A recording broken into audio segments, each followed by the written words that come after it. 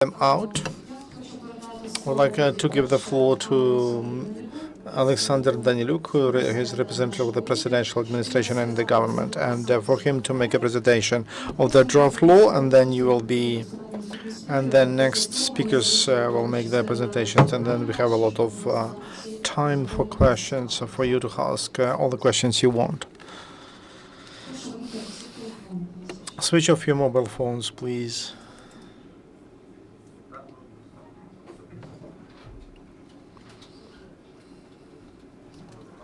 Good morning. Before I present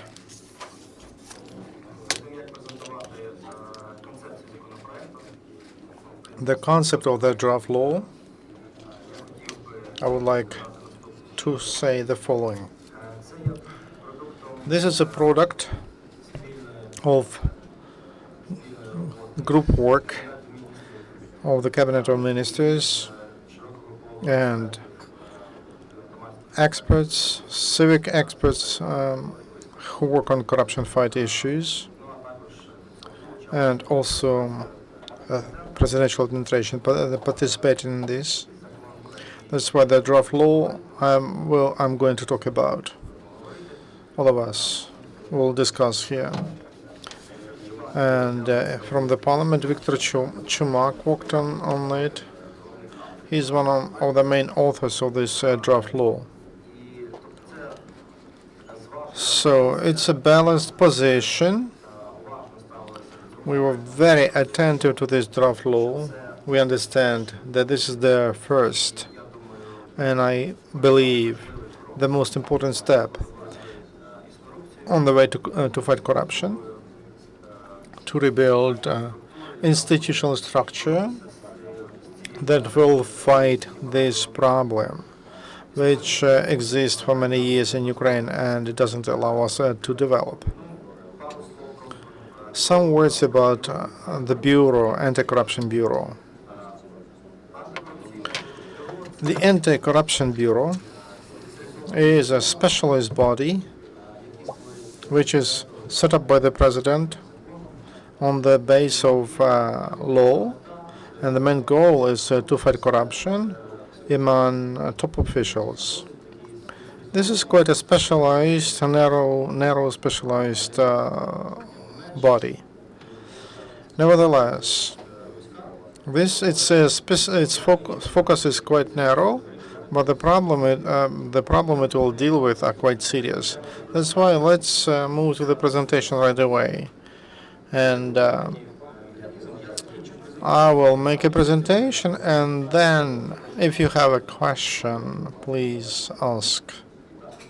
So, the draft law, which was brought by the President to the Parliament last week, it describes the system of bodies to fight corruption. As you see, this draft law has three bodies that will be responsible to fight corruption: prosecution, general prosecution, anti-corruption bureau, and special units to fight organized crime. That is the Ministry of Interior. What is an anti-corruption bureau? That's a special subject, authorized subject to fight corruption. It is responsible to find, to investigate, and to stop corruption among public servants. So its status, it's like a law enforcement body, and it is set up by the President. Why does it have such a status according to this draft law? Because it provides the highest possible institutional independence. So, if we set it somewhere else, it will make the situation complicated. That's why, as a law enforcement body set up by the President, that's the status which was approved by the working group that developed this draft law. If to speak about, it's not just for the sake of mentioning, I speak about the status. It must be independent. If it is not independent, if it doesn't have an opportunity to fight corruption, to fight against the top officials, and that it could be on any level. And unfortunately, corruption can be in the parliament, in the cabinet of ministers, in the administration, state administrations, and local self-governance bodies, and the administration of the president, of course. Unfortunately, it's true.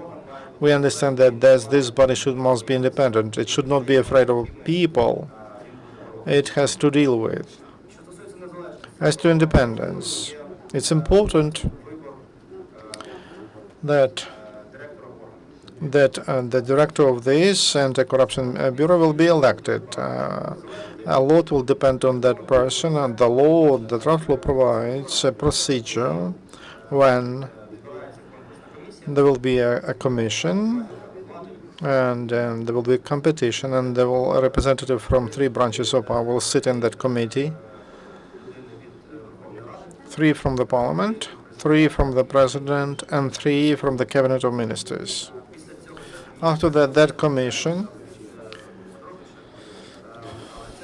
that committee will have a competition among candidates, and then the best will be appointed by the president.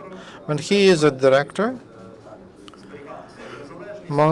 he or she must remember about his or her independence, and he must not be dismissed from because of any reason. So there are some articles which describe the procedure of dismissal. Then the next point, the conditions of work when bribes are measured by thousands or millions. It's very difficult to imagine a person who makes 1,000 a month and who is efficient in fighting corruption. So it's very difficult to imagine that, and that's why the law provides good conditions of payment. The director will make up to 50 minimal salaries.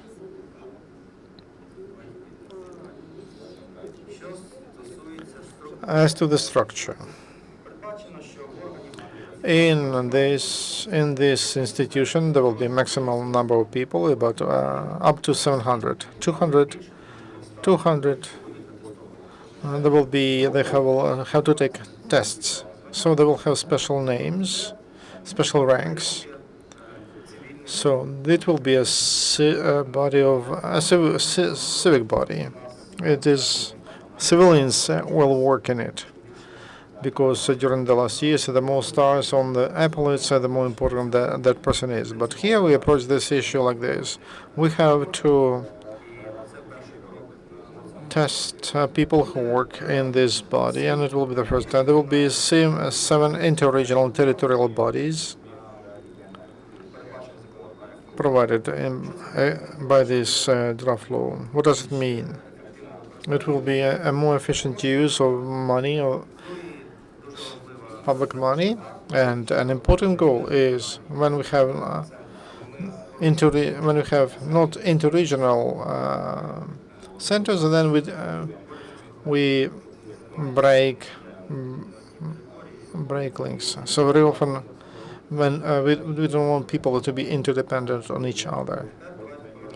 Now let's come back. Let's speak about the director of National Anti-Corruption Bureau. To this person, we have several requirements. Not less than 5 years on leading positions as a manager, 2 years. He should not belong to political parties, leading bodies of political parties. That person is appointed by the president at the proposal of the competition committee, dismissed exclusively because of a list of reasons, and is appointed for 7 years, only for 1 term. So the same person cannot be re-elected. We believe that this gives the biggest independence for them. This director of this bureau, and that's what we know also from international experience. I spoke about that already. This is the competition committee, which will select a director for this National Anti-Corruption Bureau. There will be 9 people sitting in this committee, and there will be. It has its powers when it has not less than 6, and for a decision to be approved, it's enough to have 5 votes. The most important, they are 3. There will be from the Cabinet of Ministers, Presidential Administration, and Parliament. They are elected. They are selected from people who have respect. In some time, the country will observe this process, and I'm sure that from the Parliament, from the President, from the Cabinet of Ministers, there will be people that you all know. If you don't know them, or if you know them, and if they are known as notorious, that will be a direct violation of the law. Next slide. Very briefly, how about the process? First of all, there will be a committee set up of such people. It is approved by the President. The membership is approved, and then they will announce a competition, and those who are interested to hold this position, they will apply. The committee will select 3 candidates. In the end, they will find the best candidate, and that person is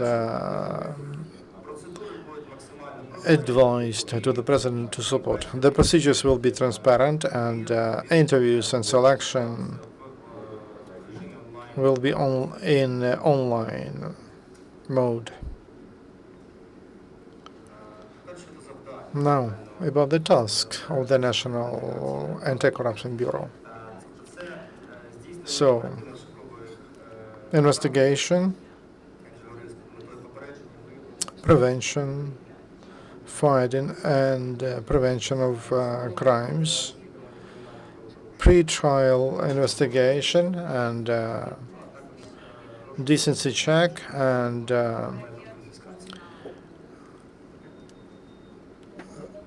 the work related to confiscation. There are some overlapping with the previous slide, but this is reporting. It's about reporting of this body. It must report it to the Parliament, to the Cabinet Minister, and to the public who will work in the Anti-Corruption Bureau. It's a very important issue. We approach this in the following way. We understand that 700 people, that's ideally, but you cannot build such a big body quickly, and it cannot perform its functions quickly. Why? I don't believe that we have enough of people in the country who are ready to work on the positions in this body. So it's a process. It's a gradual process. Last week we had a meeting with Giovanni Kessler, a general director general in the office of процесі, тобто треба буде готувати людей. Fraud fight in Europe, and he outlined general ideas who could work in this bureau, but who will not work here. People who worked on anti-corruption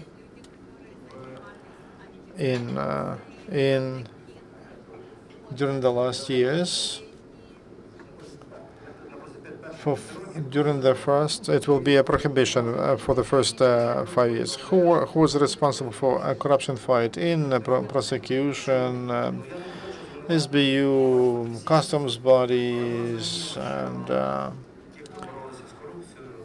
in the Ministry of I don't want to accuse anyone, but those who were fighting for corruption, they were the most corrupted. So we want to have then immunity for these people from the very beginning. So those people will not be able to work in this body. These are some restrictions from the point of view when this body can start its work, but we agree to that. And we understand that we will get the body which will be able to comply with its functions, with its job description. Next, the important function is about an internal control. We don't expect that this body will be set up and work ideally. Of course, there will be some abuses on the stage of implementation. We cannot guarantee that only honest people will work in this body, and if unfortunately we can guarantee that there will be honest in a year, it will be difficult. That's why there will be an internal audit or control body. It will keep an eye how this body functions, how people work, and secondly, there will be a study on the base of a polygraph. This is some kind of an innovation, but we believe that it is quite important for this body. Now let us talk about investigation. It is important that only senior officials that is only for senior civil servants or some other civil servants. The harm from the crimes of which is higher than the amount, which is 600,000 hryvnias, which is 500 minimum wages. Then the figures, which are probably difficult for you, but they mean a lot for the specialists. You see the articles of the criminal code which fall under the investigation of the National Anti-Corruption Bureau. That is not just one body that will be working on that. The whole system of law enforcement bodies will get adapted to that, and so that there's no duplication. This information is important. I also would like to. Yeah, there's no private sector here. That's important, so that there are no accusations. There's no private sector at all. Those who were criticizing the draft law, they were talking about possible pressure on business. It's not here, and it cannot be here. The problem is elsewhere. And now, one more slide, again about investigation. Who will fall under the work of this body? The MPs, the President, the Prime Minister, the members of the Cabinet of Ministers, senior civil servants, first and second category of civil servants, the members, deputies of different levels, judges, and heads of large companies, both state-owned and communal-owned, with the in the municipal power, in the enterprises of municipal authorities, where the state share is more than 50%, or other persons if the crime, if the harm from the crime is more than 500 minimum wages. That's all I wanted to say about this body. So do we answer questions now or what? Okay, Viktor Chumak. Unfortunately, the microphone is not used. Yes. First, all the speakers will make their presentations, and then there will be a question and answer session. Thank you, Oleksandr. Good morning, esteemed colleagues. There's no doubt the presidential administration has made a very important step. That is one of the main draft laws which are on combating corruption. It's a pity that that step has been made with such a serious delay. I believe that had to be done half a year ago, but different concepts of draft laws were fighting between each other, and this draft law I consider to be consolidated, because this draft includes the ideas of all stakeholders who participated in drafting this legislation on National Anti-Corruption Bureau. You know that there were several draft laws in the Parliament on the National Service of Anti-Corruption, National Anti-Corruption Bureau of Investigations, and so on. There was a lot of criticism. In the first draft, the requirements to the head of the Bureau was that this should be the person who has minimum, who is older than 35 years of age and with the law background, but there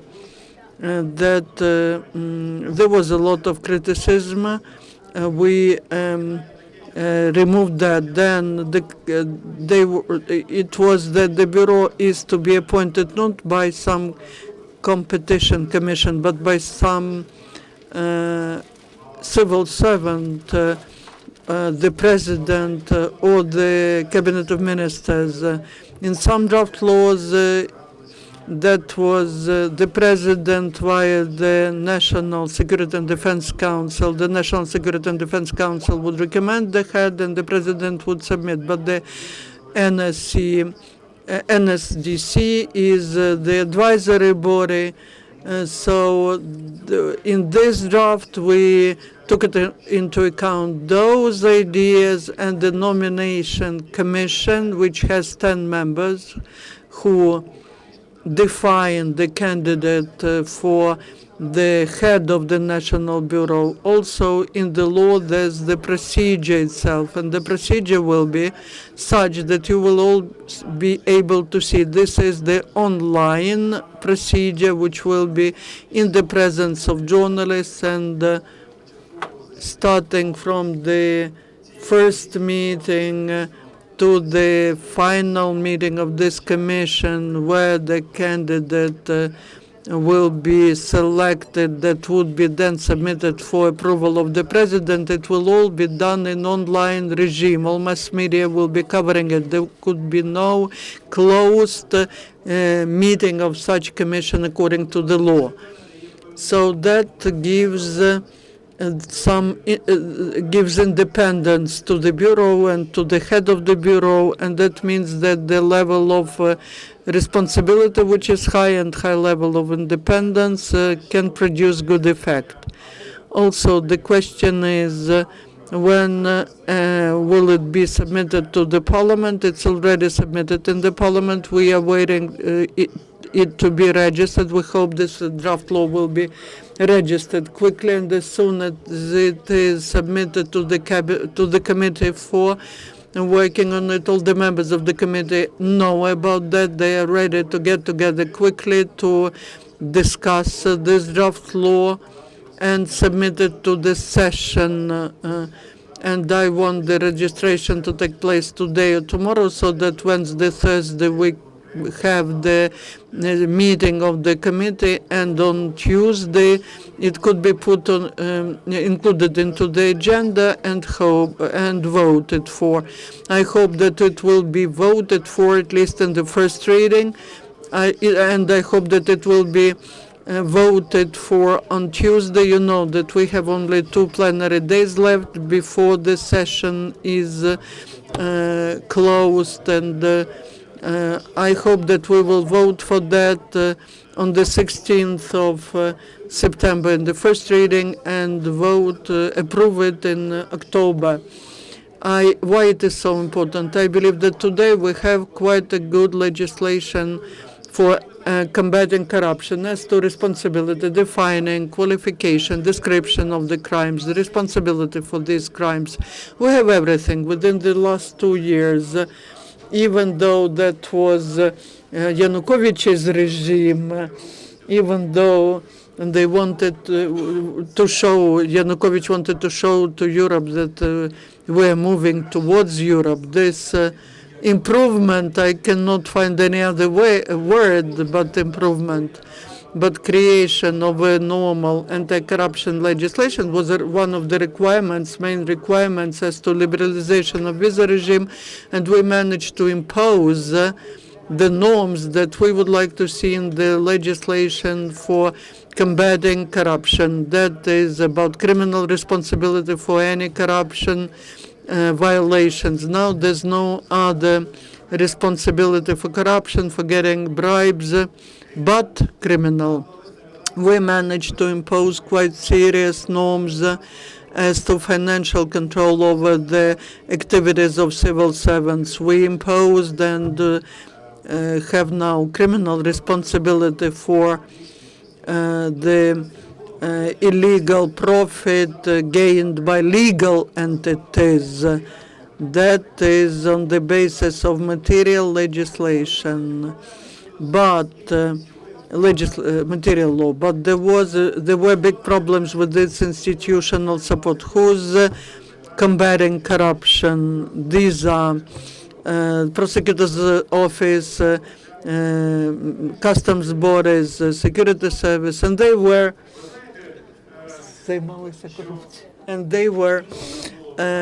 combating corruption.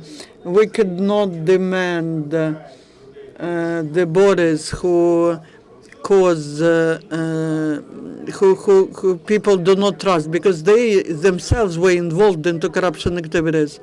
A couple of days ago, on Friday, I had the representatives of the main department combating corruption in the security service of Ukraine. They know about that draft law. They say that's great. On the basis of our main department, we will create such a big body. I say, stop, guys. Tell me, where are your results in 20 years of combating corruption? Please show how many senior civil servants you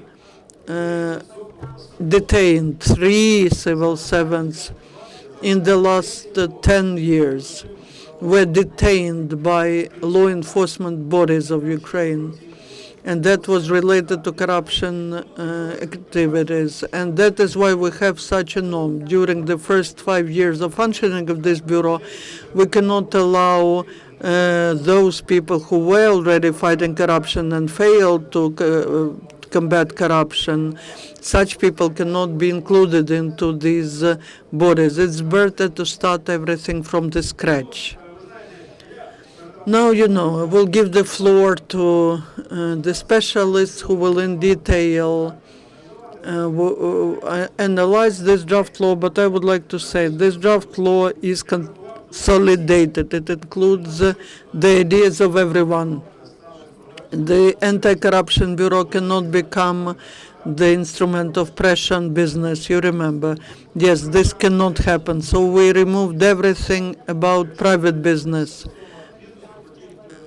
That is only related to the heads of private companies where the state share is more than 50% and state-owned companies, and that's it. And all other conflicts that existed with different groups of interest, they are removed from that draft. Now, you journalists, you are formulating the civil society's opinion, and your what you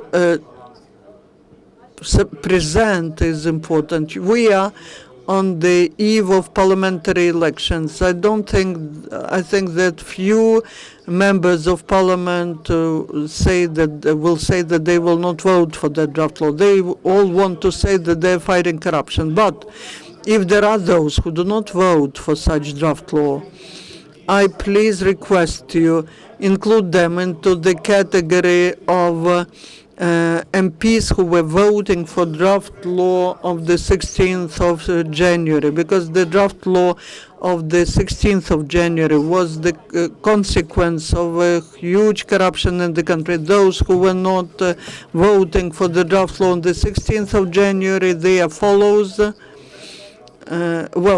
Actually, those who will not vote for this draft law, they are followers of those who did not vote on this, who voted on the 16th of January. The state should know its heroes and anti-heroes, and anti-heroes' names are to be at every polling station, so that people should understand who should be in the parliament, who should not be in the parliament. I do hope that this draft law will be passed quickly in the parliament. Thank you. Thank you. One comment. The MPs I can imagine if this law doesn't get into the session hall of the parliament, then the MPs will not vote for it. So first, the law should get to the session hall, and then what Viktor says is right. And we do hope to get your support in this process. Thank you. Thank you. After that, I would like to give the floor to Mr. Kukharuk, the representative of the Ministry of Justice. He was one of the authors of this draft. Thank you. When we, together with the experts of civil society, were working on the draft law, the key task for us was really to ensure independence of that body. Only if this body is independent from any influence, including political, it will be able to efficiently operate. Ensuring independence of such institutions is the International Anti-Corruption Standard, which is in the Anti-Corruption Convention of UN and Anti-Corruption Convention of the Council of Europe, and that is in recommendations of international experts. And that that was the task that we were working on hard. And I would like to say what is the main thing, why this draft law is so important. All these guarantees of independence and the procedure, the transparent procedure of competition for selecting the candidate to be appointed the director of the Bureau, and the issue of material technical support for that body, that's also in the draft, and the guarantees of the proper payment for the work for those who are in the Bureau.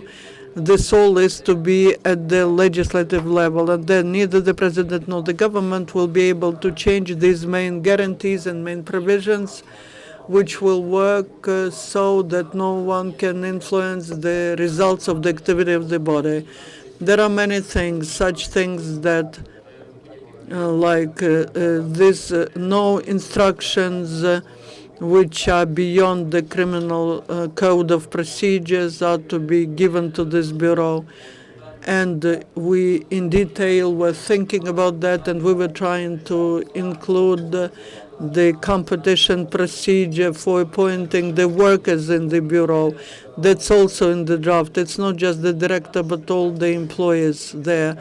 And also the body should be conducting that work at the high level, and if the people who want to become who want to work in the bureau, and if they do not have any experience of work in law enforcement bodies, for them there will be a special training period.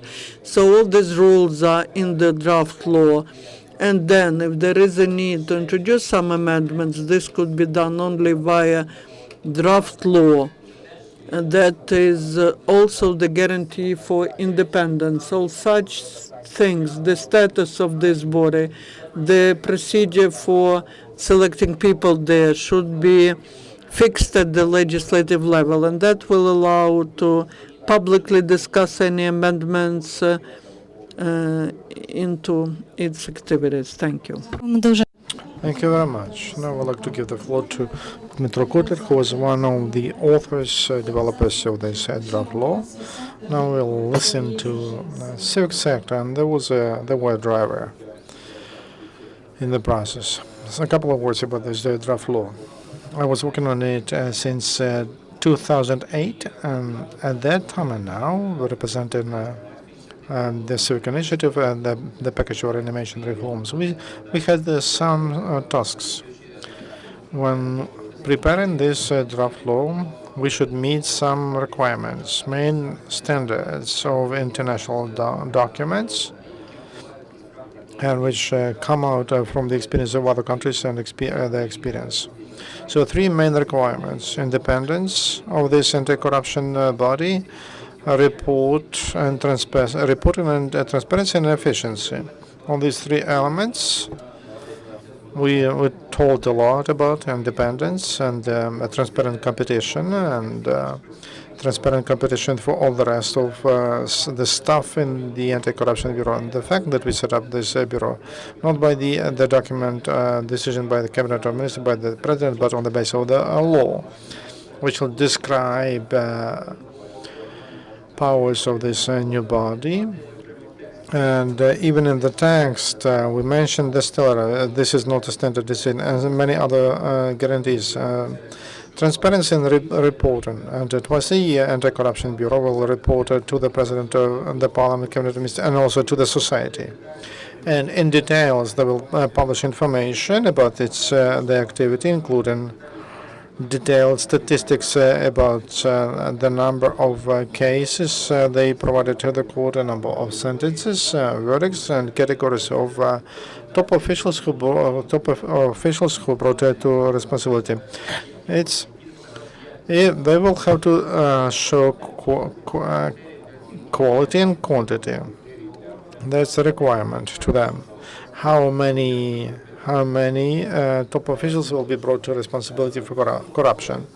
At the same time, there will be a council for the civic council that will review the reports and will make conclusions on quality and content, and they will delegate their representatives to this discipline committee inside of the bureau, and from inside they will observe that the staff that abuses the job restriction will be responsible. Efficiency. They have powers from mentioned in the Criminal Code and some other powers which are allowed to do their job. Very narrow specialization.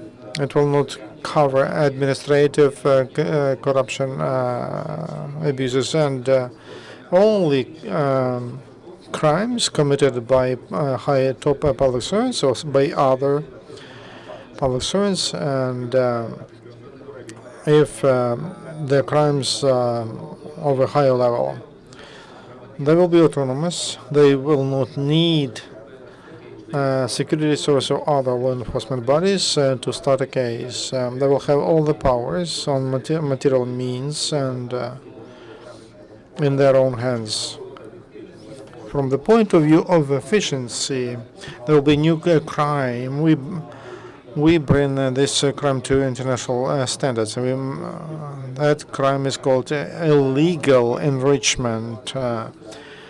When a public servant cannot explain the source of profits, where they come, when they got some property or assets and apartments, money, cars, if they cannot, they don't meet their salary and their income declaration.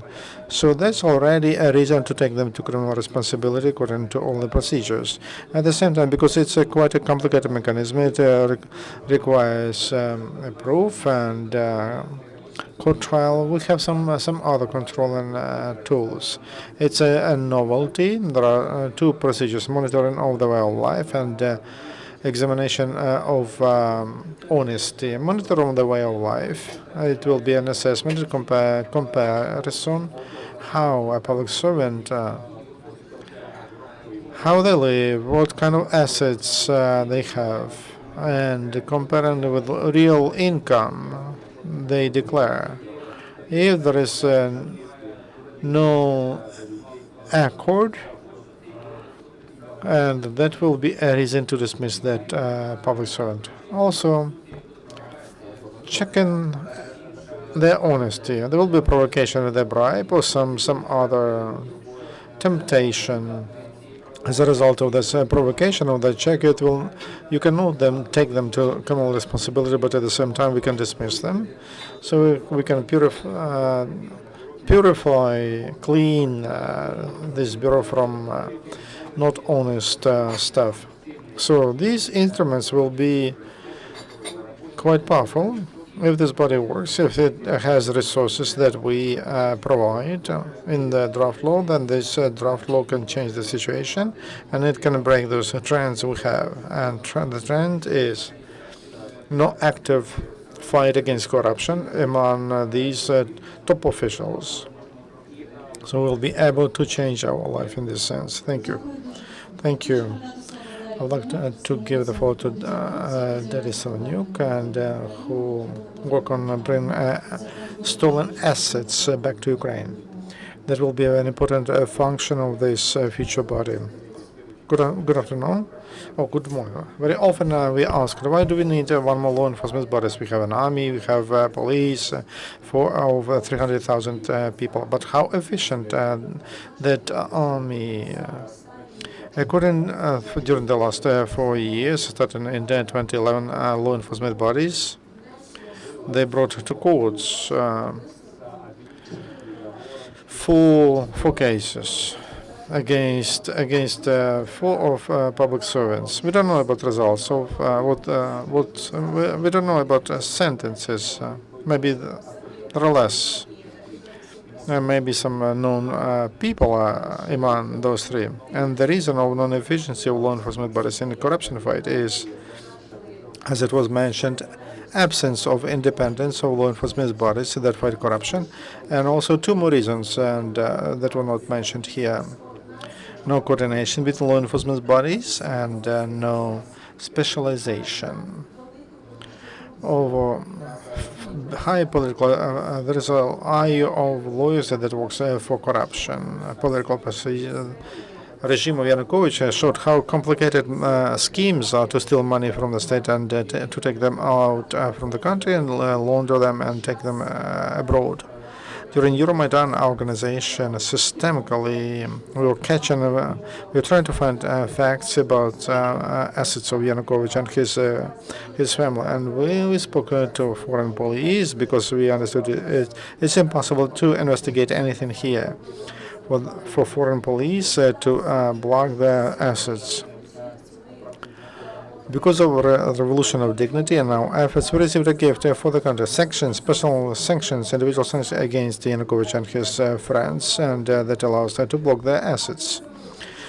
Assets are frozen, but very often, very soon, they will unfreeze them if Ukrainian side will not provide enough of evidence and doesn't investigate financial crimes of the previous government.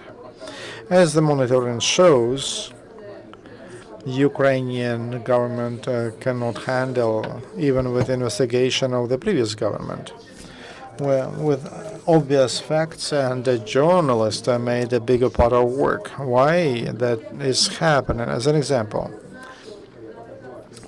for example, in the case of about investigation of financial operations of Yefremov, we sent an information about a crime. For 5 months, we sent a different appeals to different law enforcement bodies, SBU, Ministry of Interior, courts, and finally they started a case in the Ministry of Interior, but the prosecution didn't know about Kurchenko, about 5 cases and in different law enforcement bodies, but they are not united, and the devil will break its leg because there is no coordination in investigating such a complicated financial abuses. As to drills of Boyka, oil drills or gas drills, and there was fraud of for 50 million. There is a fact that they stole money from the budget, and we don't know about the results of the investigation. And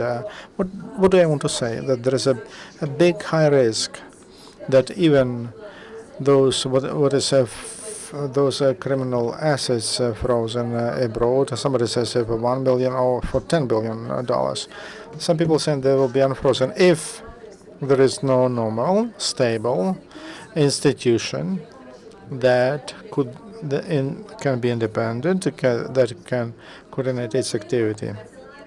As I pointed that this anti-corruption bureau will have a function of investigation. I would like to underline that. So the bureau will have its people, its staff, and we will not have to speak to SBU or police to collect evidence, or like to tap someone's conversations or investigate where the guy lives, what kind of car he's driving. Now, the General Prosecution and Investigation Body, which is responsible for financial crimes, they see that they rely on the Ministry of Interior, and everything doesn't work well. So, yes, for 6 months we work on this text. It seems like it is agreed with all the stakeholders, and now we have a strange situation because we are happy that the administration of the president sent it to the parliament, but it did a strange technical problem. We don't understand why it is officially not registered, why the text of the draft law is not on the website of the parliament, and personal individual responsibility for Speaker Oleksandr is responsible for that. We hope that this week the draft law will be registered, and in a week we'll have a chance to observe who are those corrupted people in the parliament who don't vote for this bureau. We hope that there will be less of them than 225. That's because we need 226 votes for the law to be approved. Time for questions. My question is to all about the staff, selection of the staff. You told in your presentation that people must not be on leading positions, as I understand, in public bodies, and not to be in politics for 2 years. And no, this is about the head. Where will you find the staff? Because if you hire people from police, everybody is corrupted. Even those who are resigned from police, they look at their mansions and cars. Probably they didn't make that money honestly. So where do you want to get the stuff? It will be a big problem to hire the staff, for them to be honest and not to be bribed, and there will be an open competition. So it will not be like people will not be moved from law enforcement bodies. And in Ukraine, I think we'll find several hundreds of people, those who quit their work in law enforcement bodies, and those who don't high positions. If it's an open competition, then we can check them on polygraph and a special test, and I believe we can find honest people. Plus, there will be the staff. There will be young people, those who just graduated from universities. They will be interns, and they will learn and then work. That's why there are some risks, limitations in the draft law. We are trying to stop the most odious people who fight against corruption in Ukraine, and we have a complete failure in that. So they have no right to work in this body. Other policemen. There are policemen who are clean, so to say, who are professional. If they, after the competition, which is a quite serious selection, then can work in this bureau. Even if we commit mistakes, we still have some tools for internal control. and how we to check their honesty, how we to monitor their way of life, an annual polygraph and internal audit, internal control, and they will find such stuff and they will clean this the stuff if there is a mistake. Є бажання. Я хотів би I would like to add that within these 8 months, when we were working on this draft, in my office there were representatives of, I believe, all European countries, embassies of all European countries that were interested in having this done. All the European countries, the World Bank, the EBRD, different associations, business associations, everyone was interested in that topic. I would like to say that all the international donors are ready to provide good technical assistance for trainings for those who will be selected there. That's very serious and very specific type of work. It's specific, talking about operative, investigatory activity, analytical activity as to disclosing the illegal schemes of financing illegal assets. That's very, very specific work. And it is to be taking place in the mode of operational investigation work. And all these organizations are ready to provide assistance for trainings in the leading countries of the world, in Europe and the US. There's the Anti-Corruption Academy based in Vienna, in Austria. They're ready to host our trainees, and the Austrian government is ready to finance this training. The leading European countries, the US, are very much interested in that.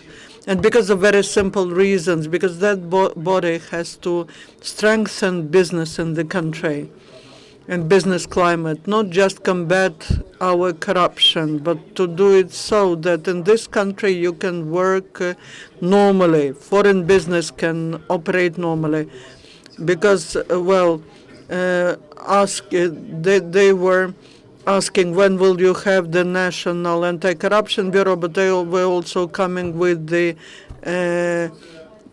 documents where they described the different cases of corruption and so on that their business faces. But there will be a certain transitional period of time for getting together the team, enrolling all this personnel, 700 people. I believe we will find 700 honest people in the country. The National Bureau of Investigation of the U.S. started from 150 persons that they found in the whole of the U.S. And it started operating with 150. I believe we will find little more, 200, 300 more.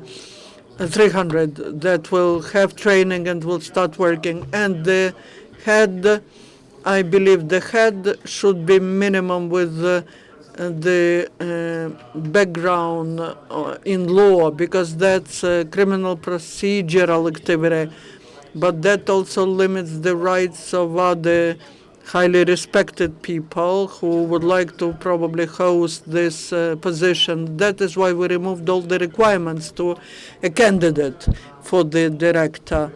But at the requirement of the donor organizations, it's not just their requirement, it's their advice. They say that that should be the person who has at least some experience in managerial activity. You cannot put a person who has no understanding of what is management, how to manage big collective of people, how to organize all this, even bureaucratic activities, 5 years of managerial activity in private sector, state sector, 5 years of managerial experience. This should be the experience. TV channel. How much money is needed for this bureau? Do we have this money? Will the West help us traditionally?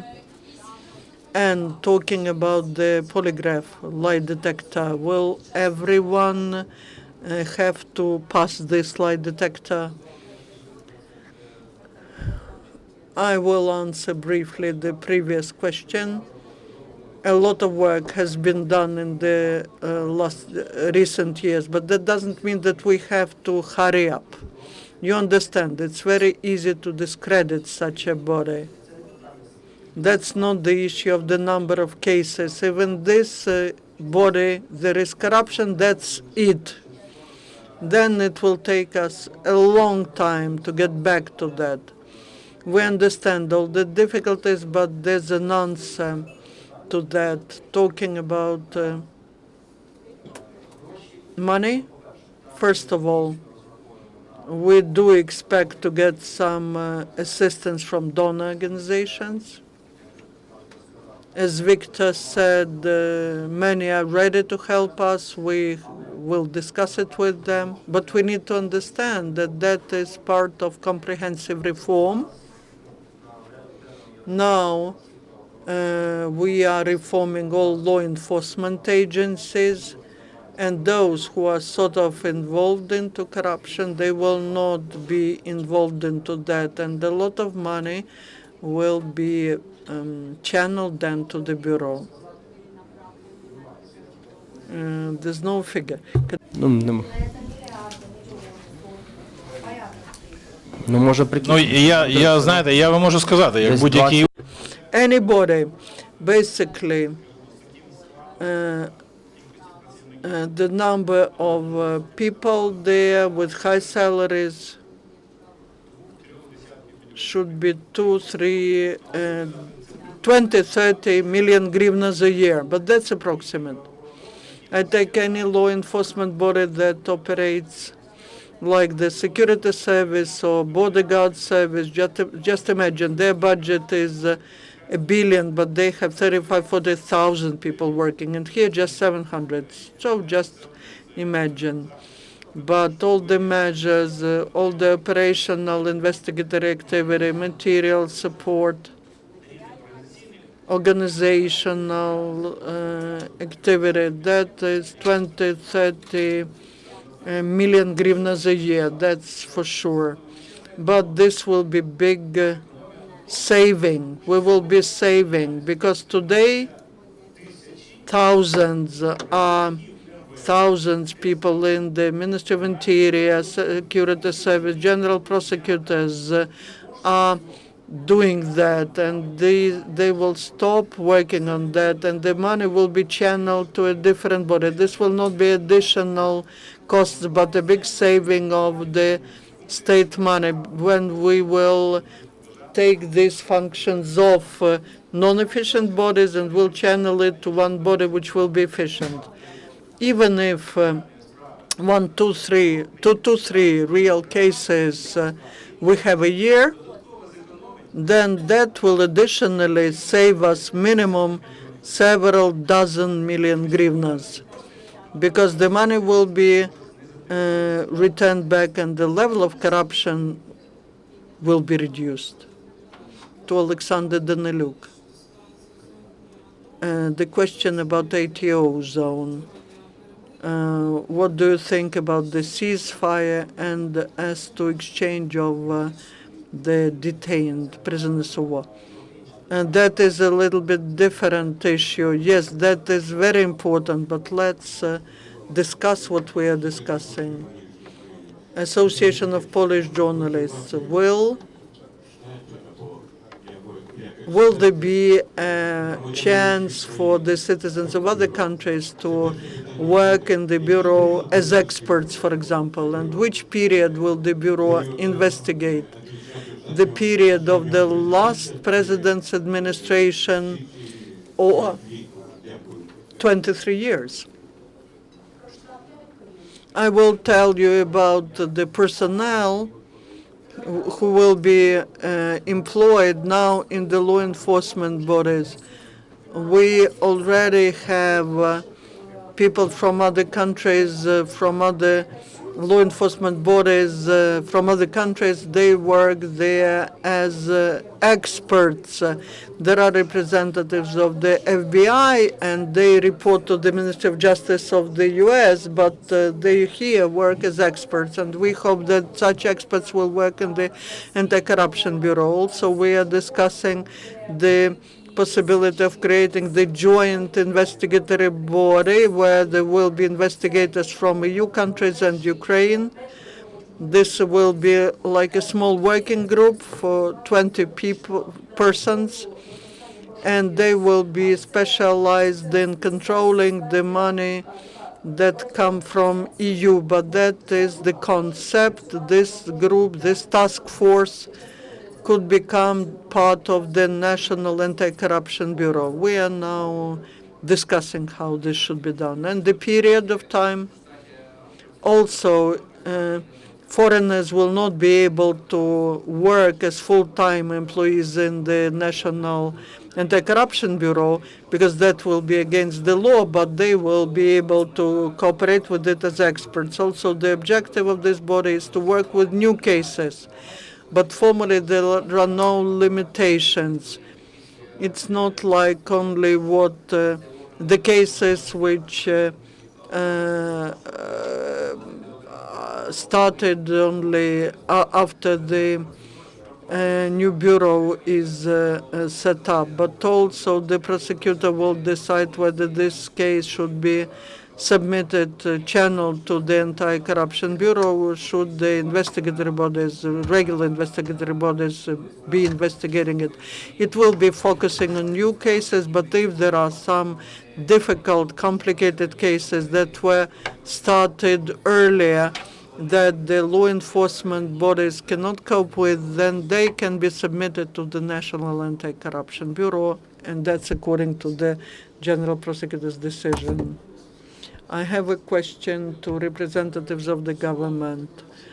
The Anti-Corruption Bureau worked without the law at the Cabinet of Ministers. What are the results of the work of this bureau, and what are the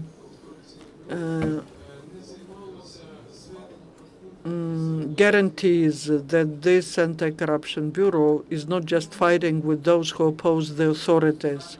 Okay, I'll start from the last one as to fighting those who oppose the authorities.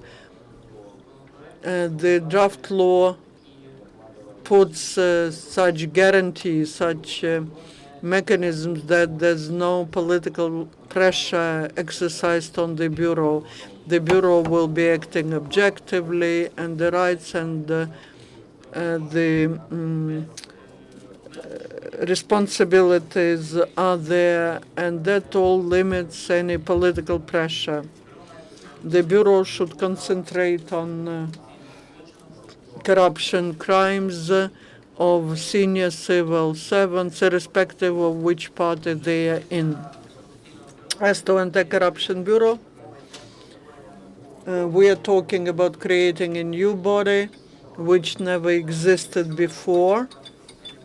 Once you mentioned this Anti-Corruption Bureau at the Cabinet of Ministers, yeah, there is a position of the governmental ombudsman on anti-corruption policy, but the task of that civil servant is different. It's not related to law enforcement activities. This person is developing the directions of the policies, and it's not just for investigating crimes. This is the task for law enforcement bodies. Have you done the comparative analysis between this legislation and the legislation of leading countries of the world, international law on anti-corruption, and monitoring of the mode of life of the workers of the Bureau? Will this be life under the microscope? People should understand what they will commit to. And yes, talking about monitoring, this will be the case, and that's the whole objective. Those people who go to work there, they will get high salaries. Their salaries will be several times higher than what the law enforcement personnel gets. We create proper conditions for work, but that's compensated by very strict control over their activities, so that they are prudent, so that they are not corrupt, and so that they're integral. When they come to work, they will sign a document. I know that such and such monitoring of my life will be exercised. That is limitation, certain limitation of their civil rights, but they exercise certain public functions, and that's possible. If they do not want, no one forces them to go to work in this body. As to the experience of other countries, when I started, we started working on this draft law back in 2008, and we examined the experience of many countries. That was done as part of the project of economic organization cooperation. We learned the best practices of the models of anti-corruption bodies. Which model is the best for Ukraine? Should we combine preventive and law enforcement functions in one body? And we finally decided that because of the size, because of the level of corruption we have, it is possible to set up several anti-corruption bodies, and they should be very specialized. There should be investigatory body which will be created specially for senior civil servants, the corruption of which harms the state, the national security most. And that's why we selected this model. And there are many provisions. Many colleagues have mentioned that there are certain international standards, and they are in the international conventions and the recommendations of international organizations as to such anti-corruption bodies. And we took that all into account. Three main requirements: independence, accountability, and transparency, and efficiency in work. You've mentioned that You mentioned that it will be a transparent organization. What kind of work they will do? They will find a corrupted person. Will they bring the case to the court, or what are the procedures? Could you describe? Or they accompany the court decision?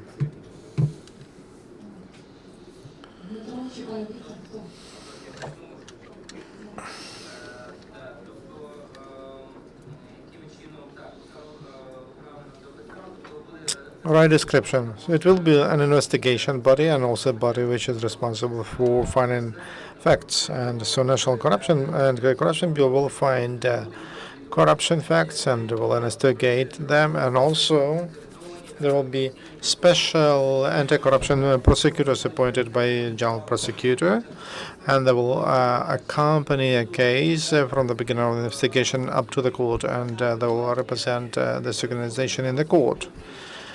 So there will be all the functions before the court decision that will be done by the Anti-Corruption Bureau, because it gives them autonomy. It includes full circle, and it allows this body to be efficient and do what they must do.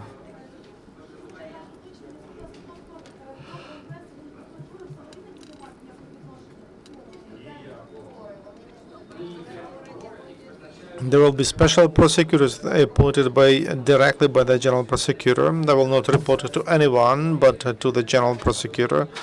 They will be commissioned to work in the Anti-Corruption Bureau, and will work together with investigators of the bureau.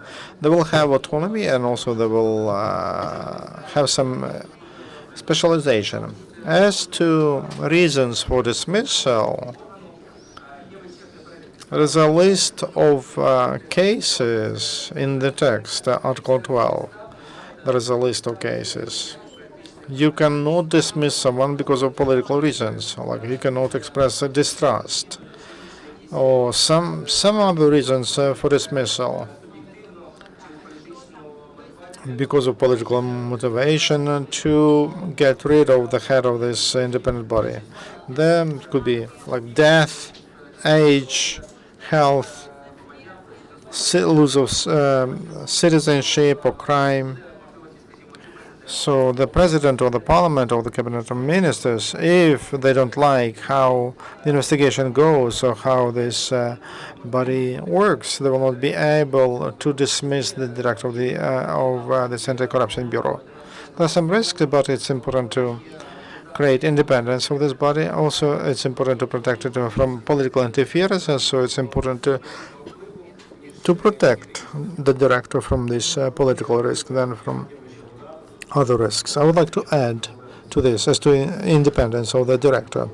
We say that it's impossible to dismiss the director because of political reasons, and he should have protection from political pressure. That's why he has such a chance or a duty twice to give a report twice a week, twice a year to the parliament, to the cabinet of ministers, to the society on the work of this bureau. At the same time, there is a civic council working in this bureau. That civic council can be that safeguard which will not allow the circle of circular control. And that can be a safeguard from political pressure on managers in this bureau, because this is they'll work there all the time. If there is a political pressure, the director can ask that civic committee to publish or to make it public those information about political pressure. I don't know for whom it will work, for this director or for the politicians. Why it is not registered in the parliament? What if the management will sabotage? For example, they work a year and they don't find any corrupted person, but they are working. What are safeguards? They can sit there idle for 7 years. And salaries. How many minimal salaries are paid to the head director, to the managing director, and also to investigators, for example? As to the registration, look, it's important in the parliament. It must be registered in the parliament, but let's think about results. It should be voted for. I'd like to draw attention that this a lot of people worked on this draft law. This draft law is a request from International Monetary Fund. Also, in August, we signed the Memorandum of Economic and Cooperation and Financial Cooperation. It says that by the 1st of September it should be brought to the Parliament, and the President did that. And those who sign it, the Speaker, the President, the Prime Minister, and the head of the National Bank. So this is a political decision, and everybody's ready for that. And that's why it seems to me that this is just a technical issue. It will be registered, and there are some procedures, I think. We should think about the vote.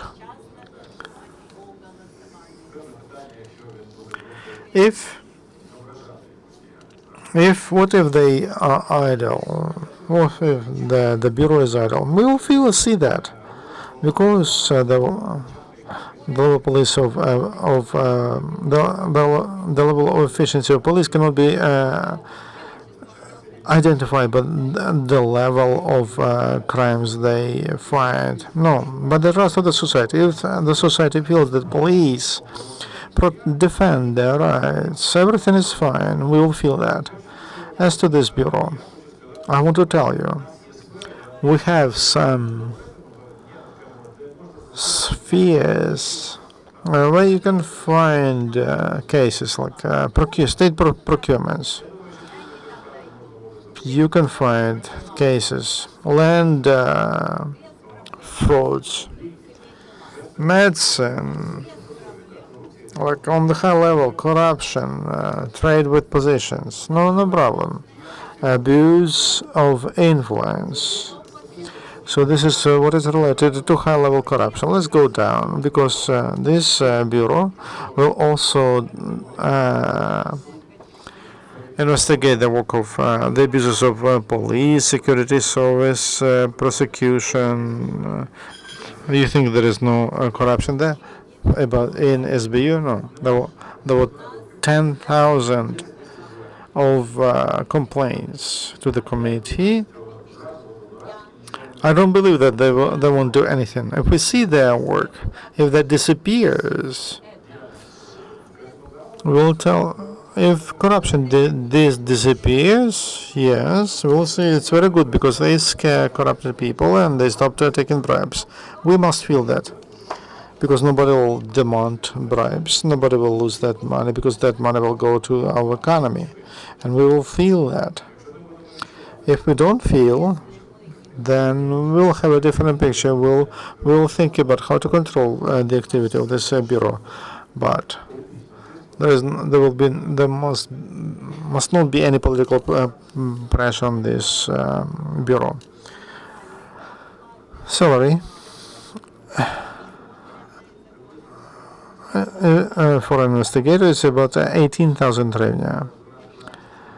And they make 2-3 investigators may make now 2-3,000 hryvnias in the Ministry of Interior, and the head of the bureau will make about 60,000 hryvnia. I knew that there would be a discussion here around this. There will be also this discussion because there are some arguments, and the arguments are, as I told, one of the reasons of corruption in police is its low salary. So one of the main reasons how an investigator can do well if he investigates bribes for millions and gets 2,000-3,000 hryvnias. That's why we, as a standard, we have a high salary and high level of protection, so they will receive high pensions, and also the respect of the society for their work. That's why it's a very important moment. We should not speculate around high salaries of the staff in this bureau. Probably we need this on a certain stage. Last time we were in Slovenia, when in the National Anti-Corruption Bureau, the average public servants gets public servant, not investigator, took 2.5 more than an average in their country. And the prosecutor who's working in the bureau makes more than a regular prosecutor, or 2 times more. 2 times and a half more. In Slovenia, an average salary is 1,000 euro.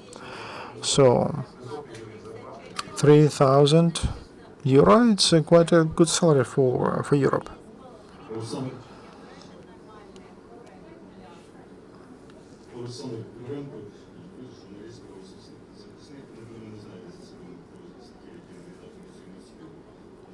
Everybody will welcome this initiative, all advocacy groups, but comment this draft law in the context of the constitutional reform suggested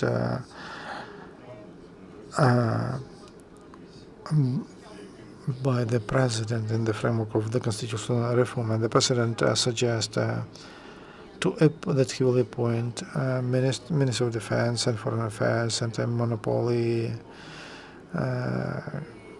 committee, heads of state radio and TV broadcasting, and he can dismiss the general prosecutor and the head of the Federal Investigation Bureau because of the no trust. That's the first question. And the draft of such an institution as the State Bureau of Investigation, and that institution is not created in the draft law of the Constitution. So will there be overlapping?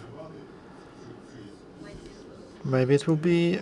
We should cancel it for the National Bureau you present on corruption fight. For it has functions. It may have functions the same like in the National Bureau of Investigation. I want to tell you this. There was such an idea at the beginning to bring together functions of the State Investigation Bureau and National Corruption Fight Bureau and into one for the State Bureau Investigation Bureau cover other crimes. What does it mean? National Investigation Bureau, that is a special investigation body which deals with cases, and the State Bureau Investigation in our country, according to criminal code, it doesn't is not responsible for collecting evidence. That is, police is responsible for that, and they do just investigation, just procedural steps provided by the criminal code for investigating bodies. But then there was one of requirements of National Anti-Corruption Bureau is narrow specialization. You cannot cover, it cannot cover all the crimes, so a big number of crimes, and to make to enlarge the staff, because State Investigation Bureau should be quite a big body, because it will be responsible for investigating all criminal crimes, all crimes according to Criminal Code of Ukraine, because Criminal Code and it has the transitional articles, and before the State Investigation Bureau is set up, and the concept of reforming law enforcement bodies provides that will be those functions, all criminal cases will be investigated in the CCP, except light crimes, and police will be responsible for that.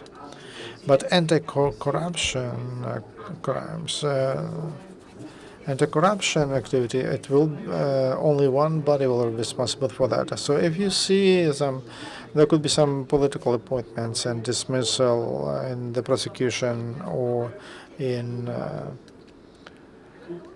police, we don't have that, and because there are no political tools to influence on the on managers of this bureau. In the concept of the constitutional reform, I will give it the floor to the professional lawyer. Yeah, there are some political issues. This draft law was brought by the president without a discussion in the society and with the experts. That's why there are some questions to the text. We could have a discussion, and there is no need in the text of the Constitution to mention one of the investigating bodies, but this draft law was not even sent to the Constitutional Court. It is considered in the Venice Commission. They will make their conclusions, and then there will be a discussion in the Parliament, and I'm sure that the draft law will be changed and will be able to inform MPs on our thoughts. And in the Constitution, we should provide an opportunity to set up such bodies we are discussing here, like independent bodies on prevention and corruption fight, and on human rights, for example, access to information, to personal data.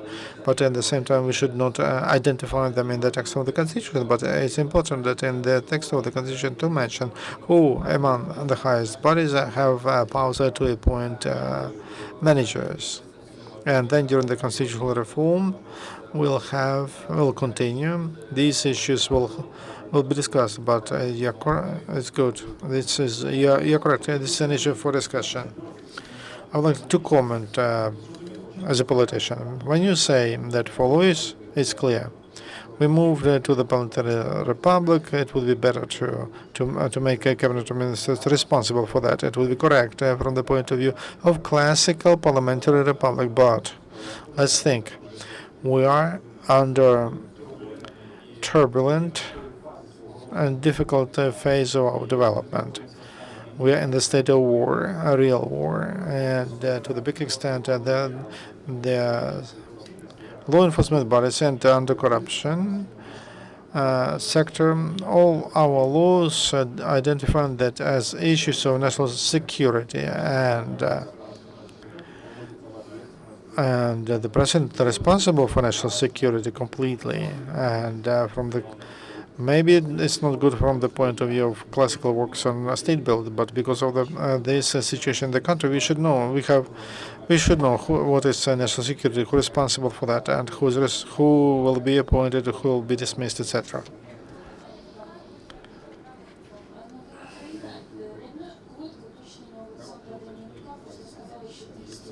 You told that 200 people will have ranks in the anti-corruption and 500 others.